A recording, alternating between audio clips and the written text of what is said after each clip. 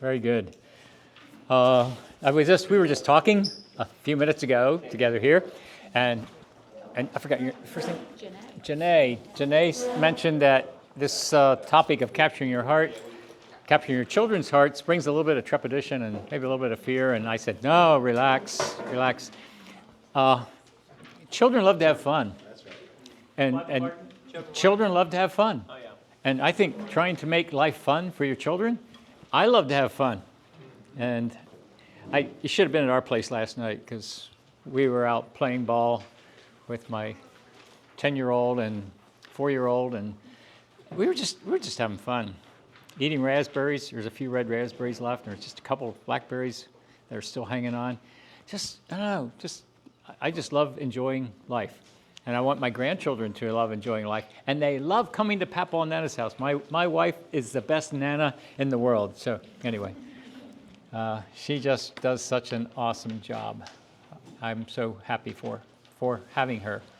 So capturing our children's hearts, shouldn't be scary, but I think it's very important to have their hearts. And so how do you capture their hearts? Well, we'll try and talk about it. I'm not sure I'll give you all the answers that'll make it happen.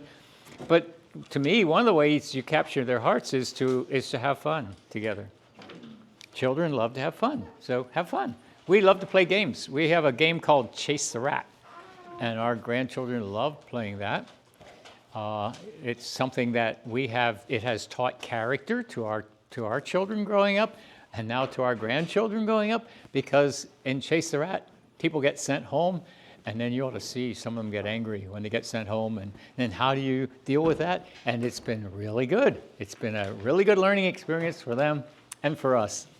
So Jesus replied, but I tell you, Elijah has already come. Now, you know the Malachi blessing and curse. Behold, I'm going to send Elijah, and he's going to turn the hearts of the fathers to the children, the hearts of the children to the fathers, lest I come and smite the earth with a curse. So you see, he's talking about parents having their children's hearts, have their hearts turned toward each other. You want your children's hearts turned toward you, and you want your hearts turned toward your children.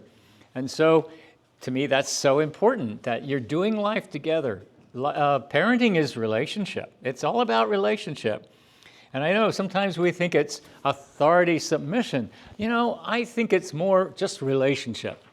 Parents having a relationship with their children on a father-son-daughter, mother-son-daughter relationship, yes. But it's relationship. It's having a good time together. And yes, it also includes teaching them a lot of things that are important. But look what it says here. The Malachi statement is in both Matthew and Luke, and Jesus is saying this. John the Baptist came. Okay, he's here to turn the hearts of the fathers to their children, and the disobedient to the wisdom of the righteous. And look what he says: to make ready a people prepared for the Lord. You see, capturing your children's hearts is actually preparing them for the Lord. That's pretty important. It really is. So, what's common about these 6 men up here? Who can tell me what's the commonality about those 6 men?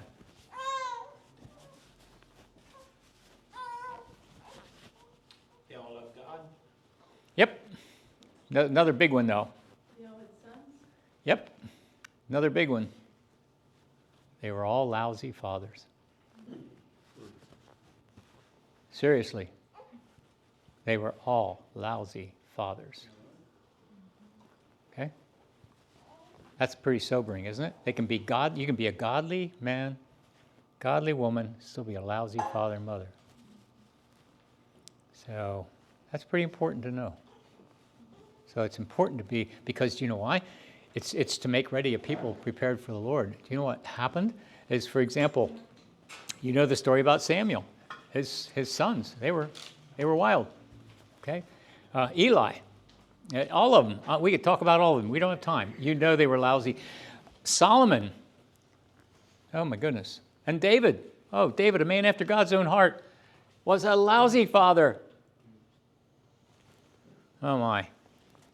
I'm sorry. Capture, to win, to secure, to gain. That's what capture means.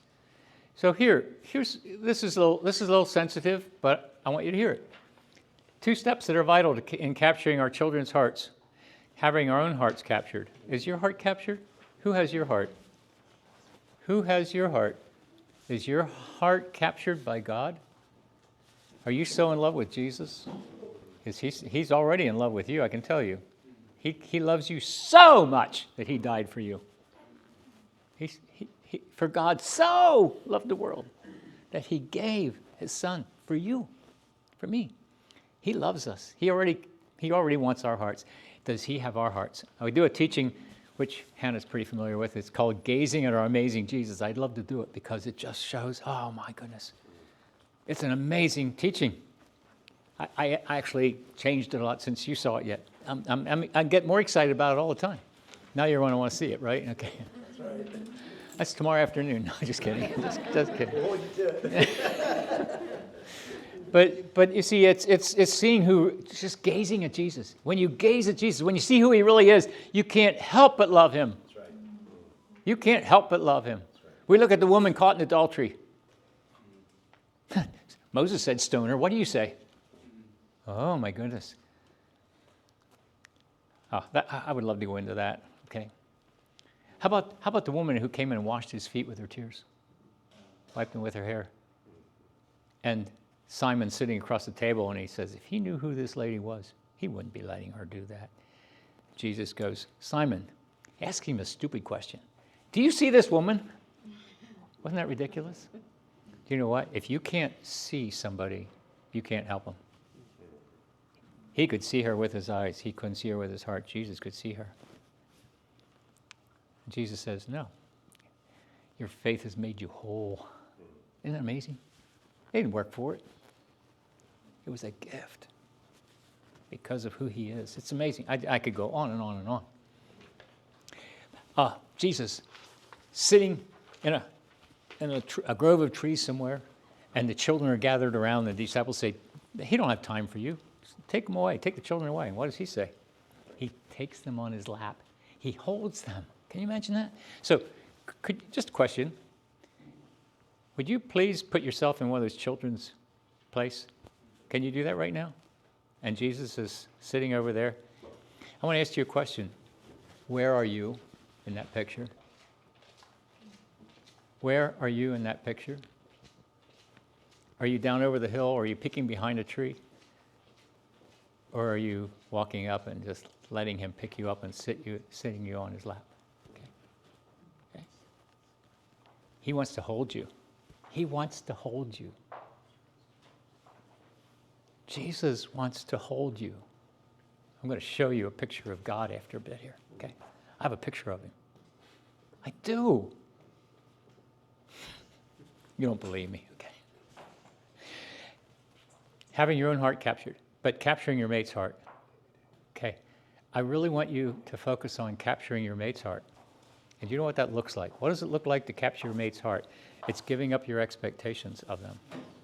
Okay? We talked about that in our little small group. Giving up your expectations of your mate.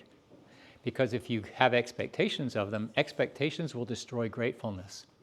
If you give up your expectations, then everything they do, you can express gratitude for. You can thank her for, every time, every supper, every meal that Grace makes, I always thank her, but I often get up and kiss her on the top of the head and say, thanks, honey. Okay? Doesn't matter what it is. It doesn't have to be an outstanding meal. I'm going to thank her because I don't want to take her for granted, ever. I want to be grateful for her. Okay? And she'll thank me for making a living, getting the hard work done. You know, those things you could say, well, she expects me to do that. Well, I tell people, get rid of the expectations and just recognize that's a job description. Okay? My job description is to take care of things. Her job description is to be a keeper in the home. I'm not going to expect her to do that. I'm going to see that as her job description. That way I can be grateful. You know, a miracle happens every week in my home. I put dirty clothes in the hamper and they end up in my drawer, folded and clean. That's a miracle. I don't ever want to take that for granted.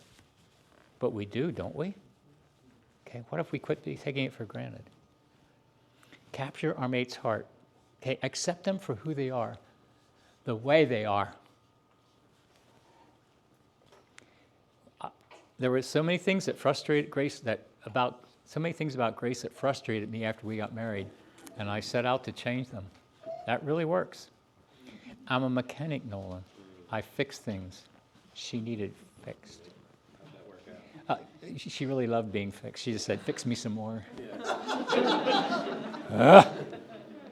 No, it got to the place that about 5 years into our marriage, she says, "I don't love you anymore, and I don't think I can ever love you again." Our marriage was over. And it took me about 2 years to win her heart back. I'm telling you, it's important to love your mate the way they are, for who they are. And you know what? When you love them and accept them for who they are, do you know what happens? They start changing. They start becoming the person that you are really pleased with. Are there still flaws there? Absolutely. Of course, you don't have any, but your mate has a few. Come on. But see, the number one thing to capture your children's hearts is to capture your mate's heart, is to just love them and accept them. If your children see you appreciating your mate, their hearts rest. My dad and mom were affectionate, and I'm going to encourage you as couples, be affectionate in front of your children. Not sexual, but be affectionate. They need to see you hug. They need to see you kiss, not non-sexually. Okay? The more, if they see you be affectionate to each other, okay, their hearts go, ah. And you'll find little ones who oftentimes want to come up and get between you. I'm serious. I'm serious. Why? It's because it's a secure place. They feel their hearts rest. Does that make any sense? Their hearts rest knowing dad and mom love each other. Number one fear in a fifth grader's heart is mom and dad going to stay together? It's the number one fear. Okay? I deal with enough hurting relationships within the Anabaptist church to know that there's a lot of divorced people who are living together. And the children's hearts do not rest, and they're not secure. Okay? So I'm not going to tell you how to do that. Just accept them for who they are, the way they are. Quit trying to change each other. Okay? Love each other for who they are, the way they are. And then they'll change. They will. Okay? When our hearts are not captured and we have not captured our mates' hearts, more weight is placed on family relationships than God intended because of the lack of security. And you know something? Even when we don't have each other's hearts, our own hearts are insecure. And our children know it.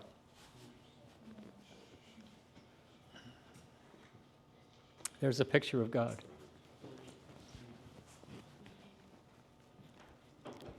That's Mary Ann Kaufman. Everybody remember that story? Definitely. Our son's named after her husband. Is that right? Is it Marcus? Or what? It's Josiah Marcus. He was born the day before her husband died. Okay. So they came home from somewhere and they saw intruders in their house. And so she stayed out in the car. They drove down the road a ways and he went back in and they shot him. Okay. So this is days after that, very shortly thereafter. And she's expecting their first child right there. Okay. But look at Daddy. She is curled up in her daddy's arms. And his one hand is on her head. His other hand is pulling her close. Okay. To me, that's a picture of God. I know he wouldn't say that. But look at this verse. This is a verse that I love. He tends his flocks like a shepherd. He gathers the lambs in his arms. He carries them close to his heart. He gently leads those that are young. Okay. That's what's happening right there. Do you think she feels secure? Do you think even though she's in the middle of a huge amount of pain, a huge amount of grief, she's got a daddy that she can snuggle up to. Men, I want you to be that kind of a daddy to your children. I don't care if they're boys or girls. You want to be that kind of a daddy. You want to be that kind of a mommy too. That your children can just come and snuggle up. And you aren't too busy. Life is busy. But if you're too busy to hold and to hug, you're too busy. Yes, there's times. In Psalm 78, God is telling us, make sure you pass this on to the next generation. Okay? We will show the generation to come the praises of the Lord.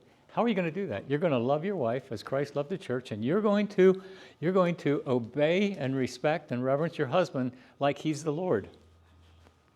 And look, you're not the church and he's not the Lord. But it doesn't say that you are. It says as. Okay? So what if you treat each other that way? You're going to start capturing each other's hearts. Okay? A man is designed by God to need respect. A woman is designed by God to need unconditional love. Okay? And when you give each other what God intended those people to get, guess what? You capture their hearts. Because then their hearts can rest. There's lots more that goes into that. I don't have time to go into it, so just bear with me. We're just going to see where we go with this. Okay, but look what this says. It says, he commanded our fathers that they should make them known to their children, that the generation to come might know them, even the children which should be born, and then their children, that they might set their hope in God. See, that's why you're doing this. That's why you're parents. That's why you're parents. Does that make any sense? What's your vision for your family? Do you have one? Okay. You have to have a vision for your family, where you want them to be and where you want them to go. Without a vision, people perish. If you don't have a plan, you'll probably get there. Okay? There's a period of parental opportunity. You have birth, and then you have marriage, and then they're gone. Okay? There's the age of wonder. Okay? You want your children to just experience that wonder. I think technology is taking away the age of wonder. Okay, so you want to keep technology really limited when the children are really young. Okay, you want them to stand in awe of things. Okay, but you got to stand in awe of things. Like I was telling you, I went out last 3 mornings. I went out to look at the moon. It's been beautiful, and I stand in awe. I stand in awe and I worship. Okay, I try and do that. Sunrises, sunsets. I have a whole file in my cell phone just on sunrises and sunsets. Why? Because I want to stand in awe. Psalm says, stand in awe and sin not. Isn't that amazing? That's an interesting scripture. Living in community. Okay, this is a journey. Okay, you want to teach your children to live in community. We'll probably talk a little bit more about that. That's so important. But that's what we talked about this morning. Living in community. The Trinity model. Manhood, woman, vision. You need to prepare your children for manhood and womanhood. They're becoming that, and you have this short period of time to teach them and show them what it's really like. You want to model it first of all as a husband and wife, but then you want to teach them. And we're going to talk more about that as we go along here. Okay, the need of a Savior. They need to know that they need a Savior. Okay, they need to see that their heart needs redeemed. Okay, so many times in our community, we've grown up that it's good in here and it's bad out there. That has caused huge amounts of problems for the church, because the problem is I'm bad in here, and I need redeemed. There's an iniquity in me that needs to be redeemed, and Jesus came to redeem me, to save me from myself. Puberty. Oh my goodness, this is big. We're going to talk about this. You need to prepare your children for puberty. It's coming. They need to know about it. They need to know about it in advance. They need to be prepared for it. We'll talk about that, okay? Courtship and dating. So important. Help your children know how to look and choose wisely, okay? And then marriage. Okay. Children do not grant us the inner authority to parent them just because we're adults. They don't, okay? You got to win their hearts. Or because we love them, because we do love them. You know, oftentimes I'll be talking to a hurting person and I'll say, well, did your parents love you? Of course my parents loved me. Then I would ask this question, did you feel loved? And all of a sudden they stop and they look and then they go, no. Okay? If you don't feel loved, in essence, you were not loved. Okay? Your parents would say, I loved them. Okay? And they would say you loved them. But if they didn't feel loved, in essence, they didn't experience love. Does that make any sense? Okay? Or because you know what's best for them. Yeah, okay, we're older. We do know what's best for them most of the time. Or that we have their best interests in mind. For a child to be openly parented, They must, or to be open to be parent, they must be actively attaching and wanting contact and closeness. They must want this. Okay? At infancy, this is quite physical in nature. The want and need to be held. Okay, that's physical in nature. Juan is holding Michaela right now, and it is a beautiful picture. And you know what? Kayla is in the best place she could ever be in this world. You know that?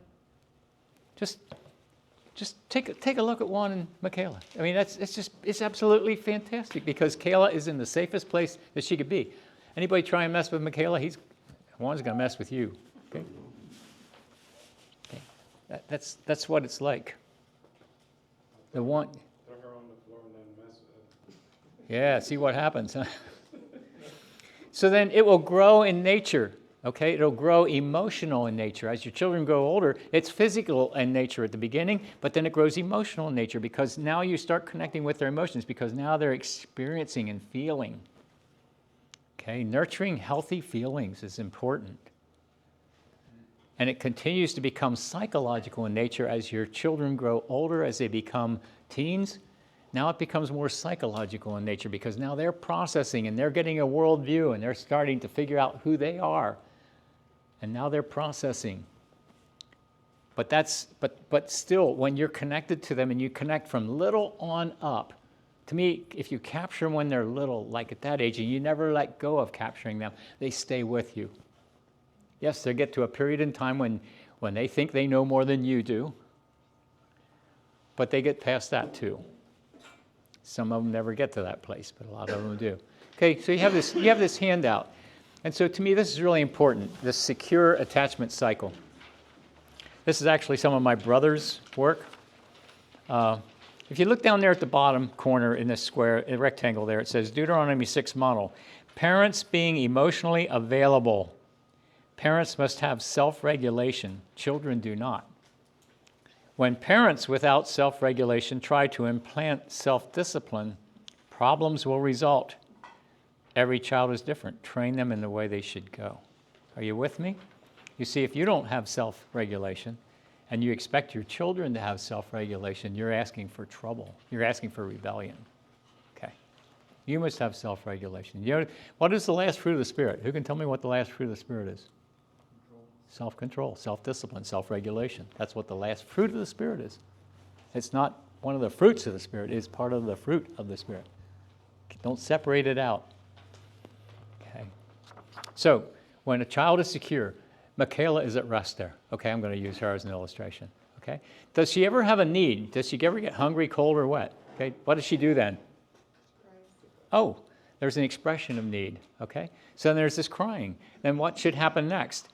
Warm, adequate, caring, consistent adult response builds trust. See? And I'm going to pick on things, but how many of you ever heard of Ezzo's book? Okay. Ezzo's book. Okay. Some of it's good. Okay, some of it's not. What I tell people is, it's okay to read those things. Okay, as long as you can spit out, you shouldn't eat cherries if you can't spit out the seeds. Okay, so it's okay to read, but be able to spit out the seeds. Pray for wisdom. Use your head, use your heart, spit out the seeds. Okay, so some people would say, well, you put them on a schedule. I'm not excited about putting people on a schedule until they get older, okay? Because when they have a need, the need needs to be met. And if you don't meet that need, here's what when the need met, it sets self-perception of being valued. Can you hear that? A child feels value when they're taken care of, when that need is there and then that need is met. They feel valued, they feel cared for. That's so important. Yeah, I deal with lots of people who didn't experience that when they were growing up. That's the people I work with. Okay. Happy, plays, rests, healthy bonding, good stuff. And then it repeats. It just goes, that's healthy stuff, right? So now you have a child, okay? It was a baby. Now you have a child. That child has needs, and it's going to be expressed in different ways, okay? And then it's going to have an expression of that need, and it might be acting out instead of crying, okay? And now you have to find out, what is that need, okay? There's always a reason why a child is acting the way they are. Find out what the need is. And that takes communication, not judgment. It means taking time. It means asking questions. It means being available. Okay? And then if you consistently meet that need and communicate wisely with that child, then their perception of being valued is there, and now they can be happy and go on with their life. And then, of course, you end up with a teen, and it's going to look very different in these stages. But as you move up those stages, you can't keep treating them like a child. That's huge. You keep treating them like a child, they're going to be a child. I think I don't know if I was in our small group or what, I was telling, or did I say it before? I talk to my grandchildren like they're adults, even the 4-year-old. Why? Because I'm raising an adult. I'm not raising a 4-year-old. And when you talk to them like adults, and yes, of course, there's times when I will talk to her and deal with her as a 4-year-old, but for the most part, I'm going to treat her. You know what I was doing last night? I was sitting down in the basement, sitting at a real low table, having tea with her. She was pouring tea out of her little tiny tea thing, and I'm holding this tiny little cup. And I don't want to drink the water that she was playing with, so I act like I am. And she said, well, Papa, blow bubbles. Well, I'm sitting there going, bub, bub, bub, bub, bub, you know. You know what? I'm trying to capture her heart. And I have it, which is neat. I don't ever want to let it go. And there's times that I discipline her. There's times that I need to say, no, you cannot do that. That's not okay. And I do that as well. So here's the insecure, which is at the bottom there, and that is there's a need, and the expression of the need is there, and the response is inadequate or inappropriate, inconsistent. Well, then they feel neglect and rejection, and punishment sets self-perception. Do you hear that? Punishment, not discipline, but punishment sets self-perception. They get punished for an inappropriate or even an appropriate. There's an expression of that need, and then when it's not met, their expression gets more intense. And then we punish them for that, and that makes it worse, okay? And then there's this fear and unhealthy bonding that takes place. And now you go back, and when that fear and unhealthy bonding takes place, now there's another expression of need as they get older, and when that's not met, okay, the response is inadequate. Now pain is internalized and false guilt. I'm sure there's people sitting here who have experienced this. Okay? Pain is internalized. And now there's false guilt. And you feel guilty because you didn't meet your parents' expectations or didn't measure up. Then feelings denied, deadened, shame. Okay? Anybody connect? Well, then self-abuse. I might put in masturbation. Okay? And sometimes I don't always call masturbation self-abuse. That would be a whole other conversation. I have strange concepts there, but it reinforces self-perception of worthlessness, and it creates sensations to prove that they're alive and cover pain of rejection. Most sexual acting out is mostly, most of the time, sexual acting out is medicating pain. Okay? I really appreciated learning many years ago when I was taking some counselor training, and that is whenever somebody is sexually stimulated, they cannot feel emotional pain. Okay, that's huge. So why do people go to porn? Why do people masturbate? Why do people have affairs? Why do people read novels or watch movies? So they can live vicariously, so they can get outside of their pain. Are you with me? This is huge. If you're counseling and helping people, that's so important. Sorry for interrupting. No. It kind of makes sense now to me why, when she was teaching, she said she had a student. How old was she? You said she was like 12. Yeah, she would start. I forget what. Anyways, but what's the masturbated in class, and I'm like, why would she get so, desperate to? Why, it makes sense to me now that maybe she was nervous in class because of. Well, she was adopted. She had been very abused. She was abused, but I guess she would go through that every time she was. And she was trying to focus. Yeah, nervous. So absolutely, she was medicating pain because when you are sexually stimulated, that fades into the background. I never understood. That's really huge. Okay? Question. Yes. Is there also other types of, like substance abuse and stuff? Oh, absolutely. Oh, my goodness, yes. It can be food. It can be substance. It can be drugs. It can be all kinds of things. It can be entertainment. Okay? There was one home that there was so much crap happening there, and the mother and the girls watched movies all the time. Why? Because they lived vicariously in the characters of the movie, because real life at home was too painful. These are conservative people. Okay?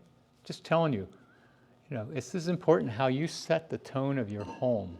Have fun with your children. Connect with your children. When they're hurting, find out why they are hurting. Don't just take it for granted, and don't tell them to get over it. Or don't tell them they shouldn't feel that way. Okay? You can't help your feelings. Don't tell somebody don't tell them, now quit being angry. No, anger is an emotion. You can't stop an emotion. Okay? Don't tell somebody to quit feeling that way. They're going to feel that way. Okay, find out why the feeling is there, and then help them to have a mature response to that emotion. That's how you disciple and discipline your children. That's how you capture their hearts. Oh, Dad understands it. Mom understands. Here, come, snuggle in. Let's talk about it. Okay, don't tell them to get over it. I just want to confess that I have done that, I think, too many times. I don't know. I don't do it all the time, but the getting over it thing. Mhm. I guess it's, yeah. I realize Well, that's okay, but that's why I said you're going to make it. You're going to change. You have an opportunity to redeem. We have a redeemer God. Jesus is a redeemer. There's no situation he can't redeem. There's no situation, and you can redeem this, because now instead of when you feel like, here's the whole thing. I think it was Belinda mentioned about triggers, okay? Yeah, we get triggered, and things trigger you, and like your children will trigger you. Now, when you get triggered, it's an opportunity for you to now make a step forward in your maturity and say, wait a minute, right now I'm angry. I feel like telling him to knock it off and get over it. Instead, I'm going to say, hey, Dad's busy right now, but give me about a half an hour. I'll be done with this. Let's sit down and talk. I care about what you're feeling. I care about what you're experiencing. And then when you sit down, just simply say, hey, tell me about it. And if they can't tell you about it, just simply say, it's okay. But when you can, come tell me about it. I'll be here for you. Okay, interesting. You see, when they don't get an angry response, but rather they get a gentle response, now it starts opening their hearts to you. I like the illustration of your spirit, soul, and body. I was showing a picture of that up here in our small group. So they got a teaching year. Esther, you didn't. No, never mind. Just anyway. But spirit, soul, and body. Right, spirit out here on the outside fingertips, and then body in the middle here. No, soul in the middle here, and then body in the middle. What? Okay. So spirit out here, S-P-I-R-T, and then. Okay, it's a teaching that I do. Okay, so we're made spirit, soul, and body. So let's pretend that spirit is out here on the fingertips, and soul is in the middle, and body is right in the palm of your hand. For example, we communicate in all four of those ways. Okay, so when you saw me, and if you never saw me before, you were already communicating. You were drawing conclusions, and when I saw you, I was drawing conclusions. Okay. So you were going, wow, he's shorter than I thought he was. Okay, so you're drawing conclusions. Okay, man, why don't he grow some hair instead of cutting it all off or whatever? I don't care, whatever you. So you're drawing conclusions, and I'm looking at you and drawing conclusions. Okay, and I might never have met you before, and then I might say, well, hi, my name's Jason. What's yours? Now we're communicating on a soul level. Now we're exchanging conversation. Okay, so we communicate on a spirit level just by looking, and now my name's Jason. Now we're communicating on this level. What's yours? My name is Dwight. Good to meet you, Dwight. See, now we're communicating on a body level. So you communicate on all three of those levels all the time.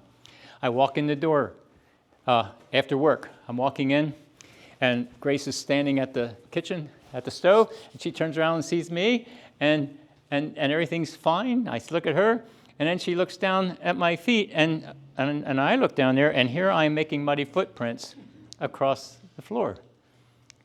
Now, I have a choice to make. And all of a sudden, her bright eyes went like this.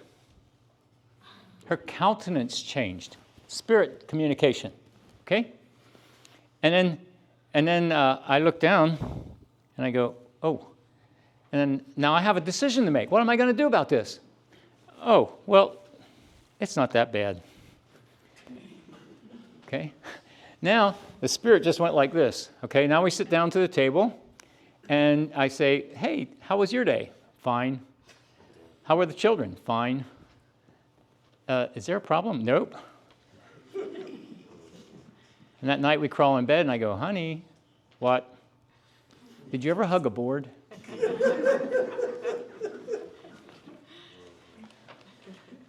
Okay? You see what happens? You see what happens is, and we do this with our children, we offend their spirit and it closes over communication. And they don't want hug. Okay? We're all like this. We are all like this. That make sense? So, this whole circle thing you have up here makes so much sense. So, just yesterday, so we moved a couple weeks ago, and so our family's in quite a bit of transition. Our youngest is 3, little girl, and so yesterday, I feel like there's been just a lot of time since we moved where she just does things that's just like can be really frustrating. Yeah. So like, for example, yesterday her older brother was washing dishes. She was picking on him and interrupting him. So I asked her to go outside. She went to the garage and proceeded to mix chicken food and cat food and just made a gigantic mess. So like she was acting out, right? She was looking, expressing a need. Like, how do you respond? How do you work through that with a 3-year-old? Well, I think she was dealing with insecurity. Okay, the move, everything else. And I think I'd probably, I'm just telling you what I think I would do. I'd probably pick her up and say, hey, sit down and here's the mess she made, okay? And just sit there and don't even talk about the mess. Just say, hey, just want you to know Daddy loves you. Does she talk? Yeah. About that age, they have diarrhea of the mouth. They oftentimes anyway. But you try and get her to talk and just say, hey, how's it going? Tell me what you're feeling. Tell me what you're feeling. See, they have lots of feelings. They might not be able to express it very well and say, hey, let's clean up this mess. And then you clean up the mess and don't make a deal out of it. Okay? Because she's at 3 years old. She's still in the physical connection. She's starting to transition into the emotional. She has no concept. If you try and deal with it on an intellectual basis, you lost her. She'll get frustrated. But if you just say, hey, let's clean up the mess, okay? Maybe we can sort some things out. If not, the chickens will eat it all or whatever. But I wouldn't make an issue out of it.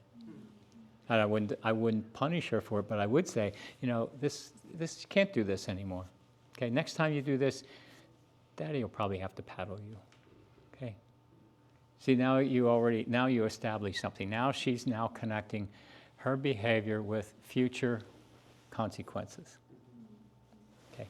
If you just discipline without that transition, then it's not going to come across as discipline. It's going to come across as punishment. But now if you made that connection to her, and now you told her next time, Daddy will probably have to paddle you. Okay. Now, when you paddle her, it won't be punishment. It'll actually be part of discipline. Right. Does that make any sense? It makes a lot of sense. It's a little bit psychology.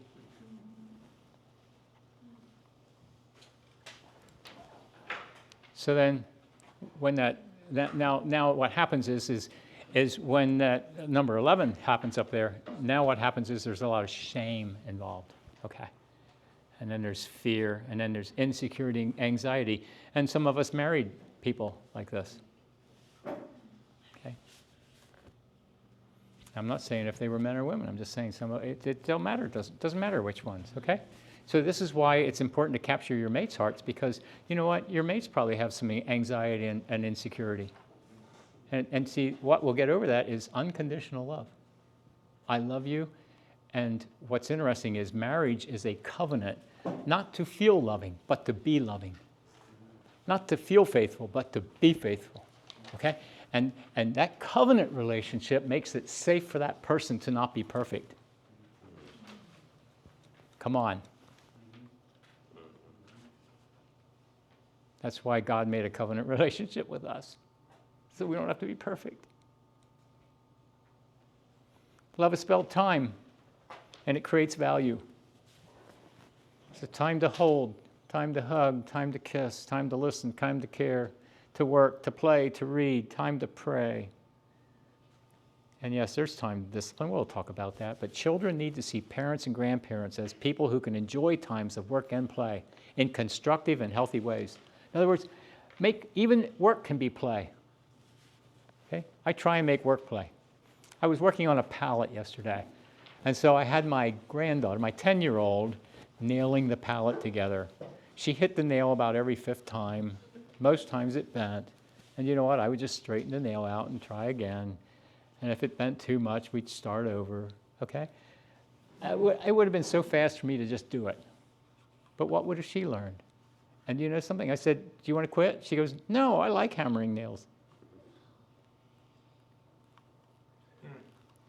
Are you with me? Come on. This is where the rubber meets the road. This is what parenting looks like. Okay, protecting. Let's talk about protecting. Who's to offend one of these little ones? Better than a millstone were hung around his neck. Boy, I tell you what, Jesus is pretty serious about this. Mentions it 3 times. Protect from abuse. Protect from sexuality being awakened before it's time. Okay, you don't want your children's sexuality awakened. Okay, it happens. You can't always prevent it. But you want to know where your children are, and you want to know what they're doing almost all the time. Okay, I had an older woman say to me, she goes, listen, when you see a bunch of kids playing outside and they all go into the barn, don't leave them there more than a few minutes before you're out there finding out what they're doing in the barn. She goes, that's where my abuse happened. Okay? You want to know where your children are. You want to know what's happening. It doesn't take long for, there's some children out there that are not evil, but they've been exposed to things, and they're going to experiment on your children. And you don't want that happening, because now sexuality is awakened before it's time. Now what do they do with that? And when that happens, now you deal with that redemptively. You sit down and you love them and care for them. You don't ever punish them for being abused or even having sexuality awakened. Now you do a lot of talking, a lot of caring.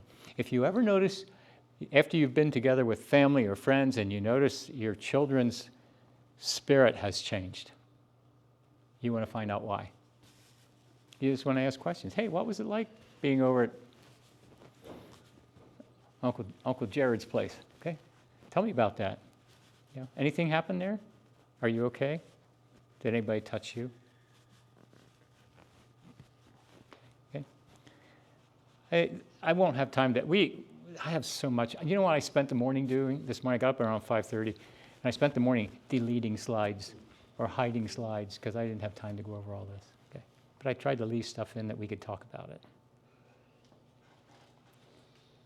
Most of the time, 1 in 5 girls experience sexual abuse, 1 in 10 boys. And 78 to 80%, this is from the outside information. In our environment, it's close to 100% that it comes from somebody they knew. And I have a sexual abuse questionnaire that I used to hand out when I'd go out to teach a lot.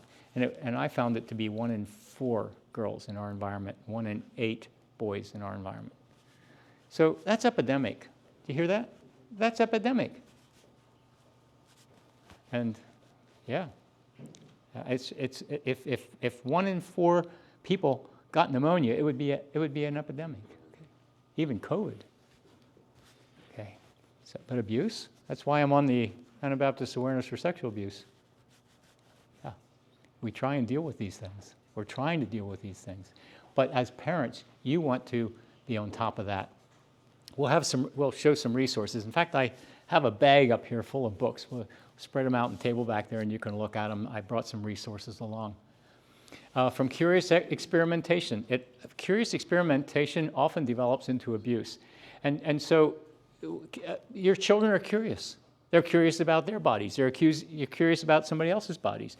You might not agree with me here, but I tell parents, let your children help change the diaper of the opposite gender babies. okay, and use it as an opportunity to say, well, God designed you this way, but God designed them this way. Don't give them don't give them sex ed. Just tell them that God designed boys and girls different. You know, they can get the information later. And what I call age-appropriate information needs to be transferred. Age-appropriate. God did give you the spirit of a sound mind or logical thinking. Yeah. My Body is Private. I like this book. It's by Linda Walrud. It's actually a secular book.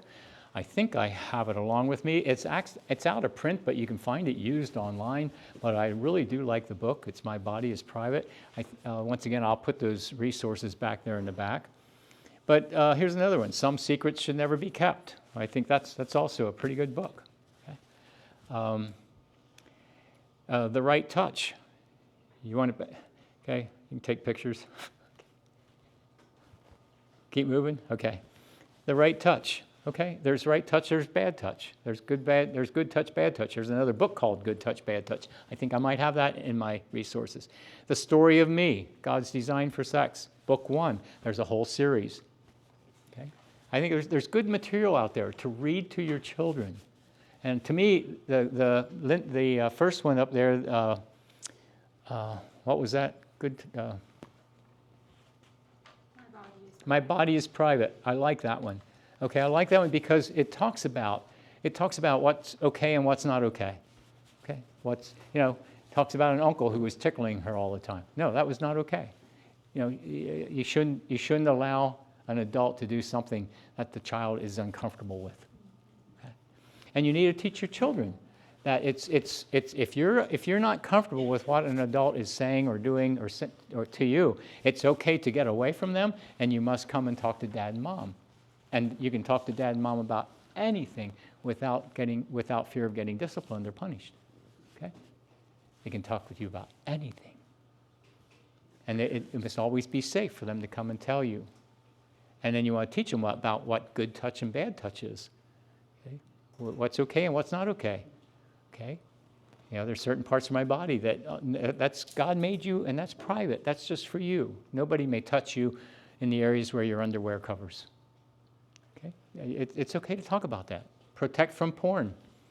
The average age for exposure is 11, which means that half are under that age. And I'll tell you what, it's out there. And what happens is you might be protecting your children in your home environment, but you have no idea that another young child your children's age has a smartphone or whatever. Or some form of porn. I mean, do you know where I learned about sexuality? Out in the parking lot at church. Okay? Do you want your children to learn about sexuality the same way you learned? I don't. Okay? So I believe that God gave children parents to teach them about some of the most important things in life, and one of those is sexuality. The next teaching we're going to do is the mystery of intimacy. Why did God create us as sexual beings? That's what we're going to talk about in the second session. I just decided we're going to talk about this. Church hasn't been talking about it. We're going to talk about it.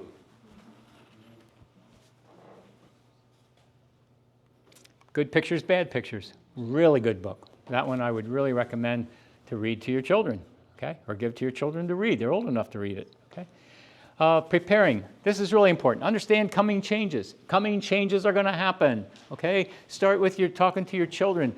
Well, first of all, when you start talking to your children about good touch, bad touch, when they're 2, 3, 4 years old and reading some of those books to them, now it opens the door to talk to them about sensitive issues. If you wait till they're 10, 11 years old, and then you try and talk to them about important issues, it's going to be difficult for you, it's going to be difficult for them, it's going to be awkward, okay? But understand coming changes. Hear it early. Hear it early, okay? Hear it appropriately, okay? Hear it accurately. Hear it progressively. Okay? Hear it from dad and mom. Okay? God, our children, and the facts of life. I'm not recommending this book. I'm not telling you it's a bad book. I'm just telling you there's better ones. I didn't say that. I did say that, didn't I? Okay. It's just not a book. There's probably some better resources. Okay? I'm not against this one. I like Steve. Steve and I are friends. I think never mind. I'll be quiet. Get in trouble. Okay? You know what instructions we gave you by the authority of the Lord Jesus. It's God's will that you should be sanctified, that you should avoid sexual immorality. Okay? That each of you should learn to control his own body in a way that's holy and honorable. This is what you want to do to teach your children how to deal with their body in ways that are honorable. Yeah. So preparing in ages 8 to 12. Use proper terms for body parts even when your children are very little. Okay, a penis is a penis, a vagina is a vagina, and a breast are breasts. And okay, use the right words. Use the right words. One of the problems that when there's sexual abuse in the community, and this came from, and I can't remember the woman's name in Lancaster, who is really connected with children and youth. I know her. I can't think of it right now. But anyway, she says one of the problems is when you have an abused child, they don't have the right terms for their body parts. Okay? Talk to your children. Use the right terms for their body parts. By God's design, changes are coming. Your pituitary gland is the choir director. That's what you can tell them, okay? Your pituitary gland is the gland that tells the other glands to start secreting hormones. That's going to change them from a boy to a man, from a girl to a woman. And they need to know this. And this is by God's design. This is not an accident. This is by God's design. This is awesome, okay? Your hair growth, okay? This is what I did. I said, hey, look at Dad's arm. Hey, put it next to mine. Yeah, how come's yours hair? You don't have hair on your arm. We don't go into. We're not talking about sex. We're talking about what happens with what hormones.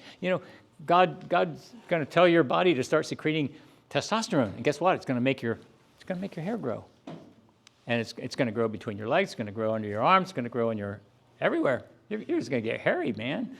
Okay? Yeah, that's an unchangeable. Okay, so but hair growth. Okay, yes, and then your voice is going to change. Okay. How comes my voice is lower than yours? Well, it's because I went through this. I went through this time that's coming. You're going to be experiencing this very shortly, okay? Genitals grow, okay? Hips enlarge. You talk to your daughters. Your hips are going to enlarge. Why? It's because God is going to prepare you to have children. And the only way you can have children is for your hips to enlarge so that you can give birth to children. And so it's okay to tell them that. When they're 8, 9, 10, it's okay. Don't hide the realities of life, but teach it in an appropriate, age-appropriate way. Your period starts. Okay, tell them about their period before it starts, please. Okay, or they think they're bleeding to death.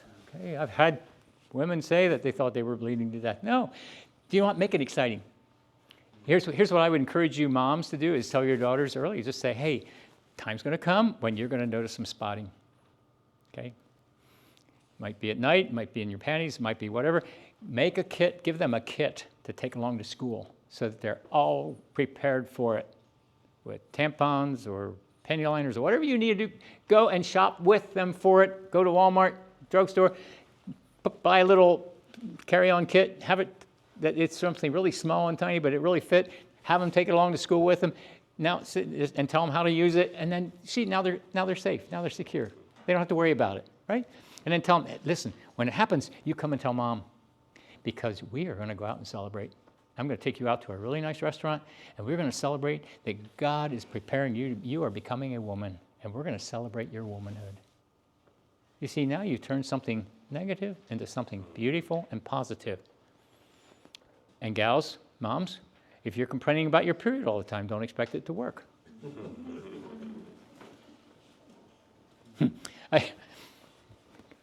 Grace really minded her cycle. Her mood fluctuated big time. So I made the mistake of telling my son. I said, Jaron, it's that time of the month when Mom's extra sensitive. So just really be really cooperative right now, And so it sort of went sour, and my wife says, oh, Jaron, I'm so sorry. And he says, that's okay. Dad told me it's going to happen. He blew my cover.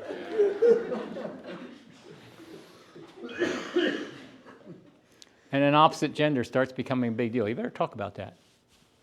Because all of a sudden, the hormones don't just affect their bodies, it affects the way they see the opposite gender. All of a sudden, girls are going to have crushes on boys, and boys are not going to admit to having crushes on girls, but they're going to have it. Okay? That's all they can think about, right? Okay. One person said, if you become what you think, all these guys will be girls, you know. Never mind. Never forget that one. Okay, I'm sorry. Preparing. Passport to purity. Passport to purity is really a good one, talking to your children about the facts of life. Ages 11 to 16, depending on their level of maturity and or their social exposure, okay? If you're a homeschooler and your children aren't very socially exposed, then you can wait till probably 11, 12, 13, but I would say err on the young side, okay? Because oftentimes they're going to know a lot more, and I know some dads, when they went to do this with their children, they say, well, their children said, well, I already know all this, okay? No, you want to start a little bit in the early side, okay? But it's really good. It's Passport to Purity, Dennis and Barbara Rainey, really good stuff. The new ones don't look quite like that, but I preferred the old ones. Now I think it's, anyway. But it talks about, it really does a good job. It's not Anabaptist, and so it'll talk about the prom, and it'll talk about other things. So I tell parents, listen to the material first. You decide what you're going to listen to with your children. But to me, it's a good way to communicate about sexuality. We really promote this and encourage men. In fact, Burnell Martin is our salesperson at Eblings, and he also is the chairman of our committee at Encourage Men. He really promotes this. He's done it with all his children. His wife does it with their daughters, and he does it with his sons. He said it's been an awesome experience. They'll plan a special weekend away or even a day away. He's taken one boy. He asks them what they would really like to do, and then they go do it. And while they're driving, they listen to this material, and then they can talk about it. He has a captive audience. They're in the car. They can't get out. You know. Yeah. He says, and he tells them, he says, you know, some of this is going to be awkward, but he says, this stuff we really need to talk about. So let's talk about it. And after it's all over, every one of his boys said, Dad, thank you. That was really, really awesome. That was so special. You see, they really want to know. And they really want to hear it from Dad and Mom. They don't want to hear it. I really appreciated a minister friend of mine. He says their daughter told me that Dad wanted us to hear it the right way so that when we heard it the wrong way, we would say, we already know the right stuff. Okay, pretty good approach. Character versus behavior. You want your home to be based on character, not behavior. If you have a behavior-based focus on raising your children, probably not going to work the greatest. If you have a character-based approach, it's going to work because you want to develop character in your children. Does that make any sense? Okay. Yeah, because if you develop character, the behavior won't be as much of a problem. If you work on behavior, the character might be missing. Security comes from belonging. This is what we're going to look at tomorrow. You get a little bit of a short preview. Belonging, unconditional love and acceptance. This is what your children need. They need unconditional love and acceptance. Love and acceptance. Now, it doesn't mean, I want you to see, I know there's questions, and you're welcome to fire them at me, okay? It doesn't say love and approval. It says love and acceptance, okay? You should love them and accept them, not based on their behavior, okay? Approval needs to be earned. I use the illustration of my daughter mowing grass, okay? She would leave skippers, okay? It didn't look the greatest, and I would say, hey, you know, it's time for us to eat supper, and tell you what, you can join us after you take care of the skippers you left when you were mowing, and we would go in and eat, and after she was done taking care of the skippers, she could come in and eat. Okay. Wasn't keeping her from supper. She was going to still eat, but she was going to have to do the job right. Okay, that was approval. She had to earn approval. You couldn't get away with a sloppy job, or whatever. See, approval must be earned. Acceptance, no. I love you and accept you. Okay, but you must do the job right. Okay. Words and actions that produce significance. And this is what I try and do. So you have belonging, unconditional love, and you have significance or value. I try and give that to my children all the time. And so we'll talk about that more tomorrow morning. With consistent, firm discipline. Once again, this is not punishment. Discipline is discipling. It's training. We'll look at this, okay? Home and church are to be gospel motivated. Love and acceptance separate from performance and discipline. Religion is performance-based. The gospel is relation-based. The person is loved and accepted. The behavior is judged and disciplined. Okay? Okay? The person is loved and accepted. Are you okay with that? I should stop and ask if there's anybody has comments or challenges. I just keep rolling along here.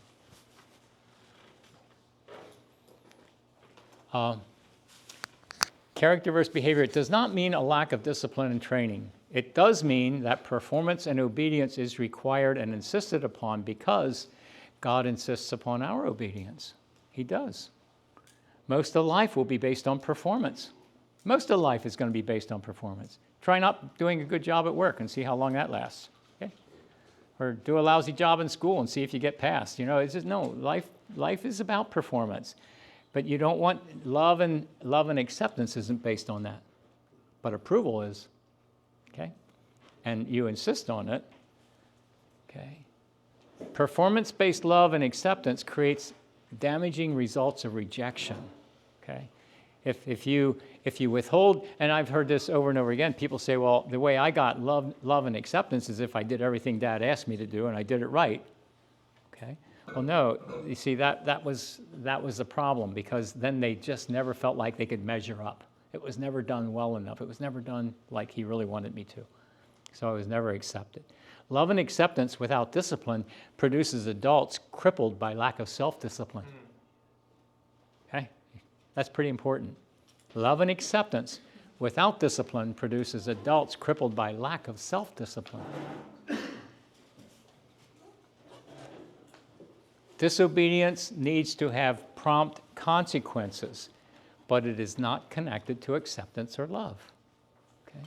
When somebody disobeys, there needs to be consequences. To me, it's so important that when there's certain behaviors expected, that it's really important that you talk about the consequences, what the consequences will be. If they know the consequences, now they have to acknowledge that, okay, now my decision making is, do I want those consequences or not? They might decide the consequences are better than the obedience. So you want to make sure the consequences are less desirable than the disobedience. I like this. Discipline makes a finished deal. Okay? When there's disobedience, it equals consequences, and then the deal is done. Okay? Discipline should be soon and appropriate because it produces a clean heart in our child. Okay? Now, it's done. You don't bring it up again. Don't bring it up again. Okay? You keep throwing something that your child did, and you discipline them for it, and I didn't say punish, I said you discipline them for it. Okay? You've talked to them. You've explained, and you've provided some consequences. But then you let it go. It's gone. God throws our sins into the sea of forgetfulness. He doesn't bring it back again. Okay? We must not either. If you bring up your child's past failures, you lost the battle, and you're losing the war. That was my hand. When discipline does not happen, the child has a sense of guilt for not being punished for obvious wrong. Okay? Most physical discipline, and I think this is important, most physical discipline should be done before the child will remember. So they learn to associate disobedience with consequences before they're old enough to respond with anger. Okay? I really feel like corporal punishment is okay if it's done appropriately with the appropriate tools. Okay? You never want to do physical damage. You want it to sting. I like these little plastic rulers. You know, those foot-long plastic, they sting like crazy. Do zero amount of damage unless you're really wielding it incorrectly. But you can. But see, you and here's I did tell our group. I think maybe I told everyone. I felt my dad was too harsh with his discipline. He was very, very loving, and that's what helped balance it out. He was extremely loving, very affectionate. He's the one that was holding our head while we were throwing up in the stool at night. He would get up with us, not Mom. And you know what? It was so secure. You could rest your whole body weight on his hand while you were puking your guts out. And you know what? That felt so secure. Felt so secure. That was wonderful. And I have those memories of a dad who cared enough to get up in the middle of the night when he had to get up early in the morning, and he worked hard, long hours. But he cared about us. I think it was because he wasn't cared for when he was little, and he was determined it was going to be different in caring for us. But he was pretty harsh with his discipline. And sometimes we would have welts up and down our legs, which was not a good thing. Okay? So it needs to sing, but I know what he wanted. He wanted us to not want to repeat performance. And so when you do use corporal punishment, you want it to be effective enough so they don't want to repeat performance. If you're only making it light, then it's not going to be a strong enough deterrent. It has to be enough that they don't want to repeat performance. Be careful. You don't want to create problems for your child, but you also want to make sure that they understand that when dad says no, mom says no, they mean no. Or if they say this must be done, they mean this must be done. Okay. It's important that your children learn to obey. And I also think it's important that they learn to obey on the first command. My dad only told us one time. The second time we were dealing with consequences. I was not that strict. I would sometimes give a reminder. I think that as us boys talk about it, we think we really appreciate dad only telling us once. So how do you deal with, this honest confession, with the fact, if the directive was given was very clear, then that's great. Mm-hmm. What about when you're, might be an insecurity in yourself, but you're not sure if you made it clear enough the first time, and then you start, if you're not careful, you start developing this habit of one reminder. Talk into that a little bit. Well, that's another thing I think we're going to get to in my notes here, where you prepare your children for the event, okay?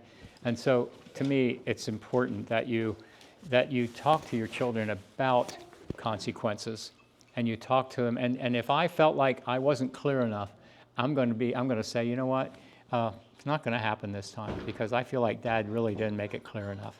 But I just want you to know, next time, it's going to happen. So, but I think we'll get there. Thank you, but thank you for that. That's important. If we don't get there, bring me back to it. Training and teaching. Training is so we learn to respond properly to authority.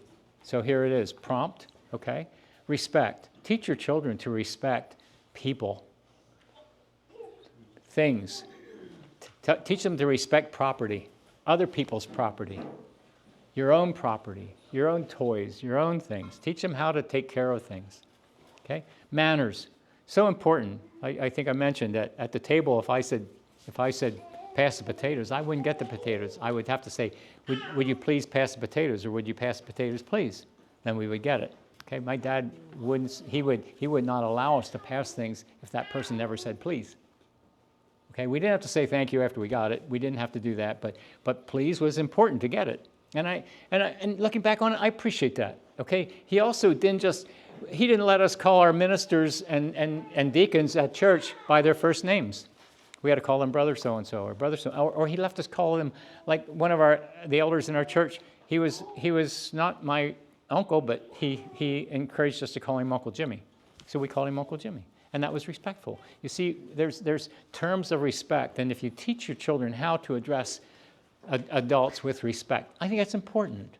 Okay, titles are important in the right place. Tone of voice is very important. Okay, and when you talk to your children, if you talk to them in a mature level, okay, adults always communicate with respect. If your tone of voice to each other as husband and wife is condescending, your children will talk condescending. When I talk to Grace, I want my grandchildren now, my children then, I want them to hear me communicating with a tone of voice that's not condescending. When condescending voice means I go up here and I talk down. Okay? Don't do that. Okay? Adults always speak with respect. Okay? Any comments? I would discipline attitude. Okay, I would discipline attitude. If there was a really poor attitude, I said, hey, the way you're responding, it just isn't going to go over well. Okay, you're doing it, but you're letting us know you're not happy with it.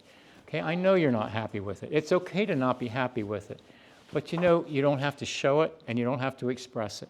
It's okay to not express it. You're asked to do something, just do it. Okay? And you do see. Then you even communicate that on an even tone of voice. It's just not. You got a rotten attitude. Get with it. No, that don't work. Okay? Now you have a rotten attitude, and you're trying to tell him to get a good one. That don't work. Teaching is instruction in life skills. That's what I see discipling as. Okay. You want to develop character-based. You want your children to develop deep character, and you want to give them tools without micromanagement. Okay. You want to give them tools and give your children, when you give them a task to do, give them the room to make mistakes. Okay? Give them room to make mistakes. Don't give them a task that's bigger than their ability. For example, you give a 4-year-old a big pitcher of glass water, pitcher water, and tell them to carry it over to the table from the sink, and they drop it. Are you going to discipline them for that? You shouldn't. That was your problem. Okay? Maybe that was not the task to give them. Okay? It's okay. It's okay if you do that. If you don't, if you say, it's okay, we'll get the mop and mop it up, and you help them mop it up. Okay, that's okay if you're going to approach it that way. But I'm just telling you, if you give them that kind of a task and they blow it, then you don't discipline for it. Are you with me? Age-appropriate tasks. Both are critical for our development. We tend to under-discipline because we need approval. I have watched parents not discipline their children because they were lacking approval themselves. They didn't get it when they were young. Now they want their children's approval to make them feel good. We can't stand to have our children think of us as cruel. No. The gospel frees us to not need our children's approval, for we have our Father's love and acceptance. Okay? The home needs to be gospel-based. We tend to over-discipline because we can't bear to be failures, or we want to look good. Be careful that you're not disciplining your children because you want to look good, or you want them to make you look good. Okay? It's better for you to be humiliated in front of the whole church, okay, than it is for you to discipline them inappropriately so that you look good. Especially if you're a leader. Especially if you're a leader. We're humiliated if our children aren't just right, getting good grades, always play, always, no. Okay. The gospel frees us by letting us know we're sinners ourselves, and yet we're loved and accepted. Okay? This is gospel. I think, it's middle of the afternoon. It's when everybody needs to take a nap, including me. So if I start nodding off up here, just Keep agreeing what you're doing. that's what you're doing. You're just agreeing. Whatever you say, I got it. How about, hey, so let's all stand up. Yeah.